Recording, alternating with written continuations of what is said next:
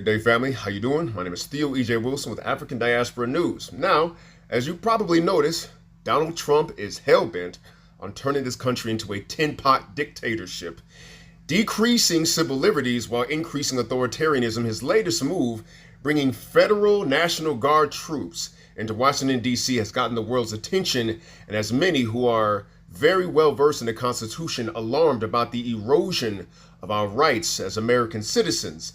And the most problematic element seems to be multiple mayors, governors, and people within a chain of command literally bending the knee to Donald Trump and capitulating to his authoritarian whims. But not all people in the chain of command are ready to be commanded in an unconstitutional way by Donald Trump. And among those voices speaking out in resistance to Donald Trump's authoritarian takeover is our good brother, Wes Moore, the governor of Maryland. Check out what he had to say when it comes to putting his own National Guard troops in Washington, D.C. I am the commander-in-chief of the Maryland National Guard, period and full stop. That I'm the 63rd governor of the state of Maryland, but along with that means I am the commander-in-chief of our state's National Guard and our state's Air Guard, and I will not authorize the usage of our National Guard for something that is not mission critical or mission aligned, period and full stop. So if the idea comes in, or if the request comes in to mobilize a National Guard in either one of our cities or another city, and I do not deem it to be mission critical or mission aligned, I can give you my answer in one word: no. Because as the commander in chief, this is something I take very seriously. And I take it very seriously, both from a professional perspective, but also from a personal perspective. Because unlike the president of the United States, I've actually worn the uniform of this country. Unlike the president of the United States, I actually deployed overseas and fought on behalf of the United States of America. I know what it's like to say goodbye to my family. I know what it's like to wear a U.S. issued military uniform. I know what it's like to patrol communities.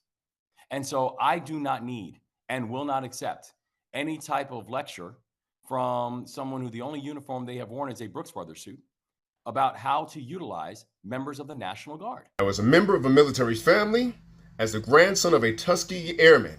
That's how a patriot should talk to a fascist, with uncompromising backbone and spine, letting them know under no conditions is it within their authority to command anybody under their jurisdiction to violate the United States Constitution. So let's take a look at this resistance. You got Governor Wes Moore, you got Governor Gavin Newsom, you got here in Colorado, Governor Jared Polis, all saying, not in my state. So let's look at the inciting incident that got Donald Trump the idea that he should use National Guard troops to stop crime in Washington, D.C. Now, as many of you remember, DOJ had this huge, horribly failed operation earlier in the year that was supposed to be saving the American taxpayer waste, fraud, and abuse. And among the most famous staffers that worked for DOJ at the time was a guy named Edward Korestein, aka Big Balls. I ain't making this up. That was his actual code name.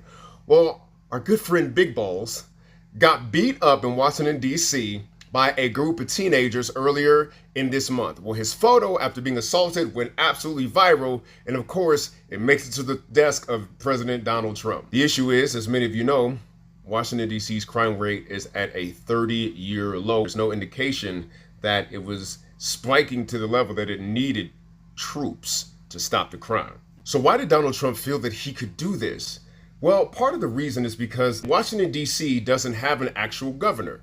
Because of the way that the governance structure was set up in Washington, D.C., the National Guard answers to President Donald Trump since it is the nation's capital. And of course, thinking people have not been quiet about the fact that this crackdown happens to coincide with the people cracking down on him finding those Jeffrey Epstein files. Oh yes, we have not forgotten. Donald Trump is in a unique situation when it comes to his entire presidency's both terms, and that is that he has not been able to change the news cycle at will. The no outrageous thing that he does is throwing the people off the scent of finding those Epstein files, which he promised his base that he would find before the election of 2024. Well, the protesters in Washington, D.C. surrounded the National Guard, making it clear that the people still run stuff around here. And what I think is very interesting is that I've noticed this pattern where the harder Trump tries to crack down, the harder people respond with protests. And the only thing that is giving Donald Trump any kind of hope that he can be successful is that for some reason, the scale is being kept out of the mainstream media. And so the kind of people-powered resistance that you're seeing in Washington, D.C. looks a lot like the people-powered resistance that you saw in Los Angeles, the thing that got Donald Trump sued for violating posse comitatus in the first place, right? They keeping that out of the mainstream media as well. But what was interesting about those protests in Los Angeles was that black folks were largely encouraged to sit this one out. This is everything to do with the Latinos. They voted for Trump, let them handle their consequences, right? I don't think black folks are going to be able to sit this one out in Washington, D.C. Already, we have large-scale protests with black folks at the front. And here's why I think you're going to see that. It's because, ultimately, this crackdown is about us. This crackdown is about our youth. This crackdown is about the fact that they're using a hammer because everything looks like a nail to them. The crime issues in DC, though they are dipping, they are not non-existent. The homelessness, though it is going down, the homelessness problem is not non-existent. But what they refuse to do is actually address and solve crime and homelessness at its root. And we as a society have known how to do that for a long time. The issue is that we don't have the political will to do that because of some old embedded racism that is at the foundations of the structure of the governance that could solve these problems to begin with. In other words, the true solution to crime, the true solution to homelessness is actually social services that address poverty to begin with. If you eliminate poverty, then you eliminate crimes of poverty. If you eliminate poverty, then you eliminate the homelessness issue. And what does that involve? That involves us creating the kind of social safety nets that get people accused of being socialist, even though capitalist countries use these social safety nets all the time. For example, Finland darn near eliminated its homelessness using a system called Housing First. What is Housing First? Exactly what it sounds like. What you do to fight homelessness is to put unhoused people inside of houses. And then you create wraparound services that not only address their addiction issues, not only address the fact that they haven't had cleanliness readily available to them, but these social services from the Housing First program shovel them into the economy so that they are becoming wage earners instead of bulldozing their tents like they're doing in Washington, D.C. and so many other cities across America. But if you look at the pattern of Western societies, you'll see that white folks generally don't have a problem with socialism until that socialism starts benefiting black folks. You saw that here with all of the measures that were put in place after the World War II and Great Depression era. A lot of people accuse black folks of exploiting welfare and exploiting unemployment benefits.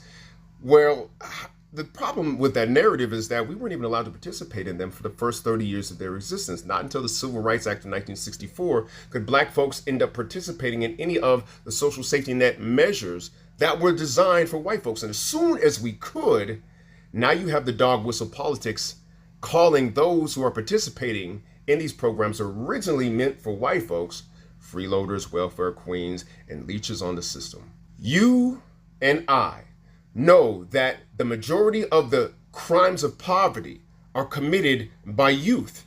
And if those youth have opportunities and things to do, we know that those youth will do other things if they have especially a healthy relationship with a productive adult in their lives. And we know this because we can look at the crime statistics in the black community going out of the 90s and into the early thousands. Now, what happened in the 90s, there was a huge crime spike that wasn't just in America, it was all over the westernized world. But what did America do? Black Americans began to institute after-school programs, mentorship programs, and organically, the FBI saw this data where organic, community-led initiatives, violence interruption programs, dropped the crime in the black community. And the problem with those things was that they were entirely too effective. Community-led programs that was interrupting the violence, that was bringing the crime rate down, began to be defunded. And the police forces got all the money. We know it works. And the fact that they don't want to do what works is the reason why America is falling behind the entire Western world when it comes to our quality of life, our social mobility, our crime rates, you name it.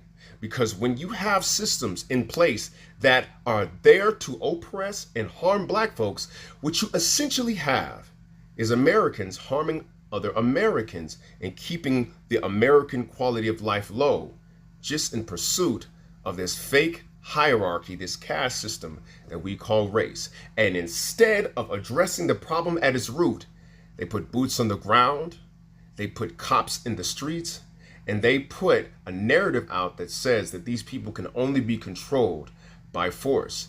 And that is exactly what Donald Trump is doing in Washington, D.C. And hopefully, governors and people in authority who don't follow his authoritarian whims, we can start really addressing these problems at their roots. As we're going to see, Donald Trump's solutions, again, just won't work. My name is Theo E.J. Wilson. Till next time.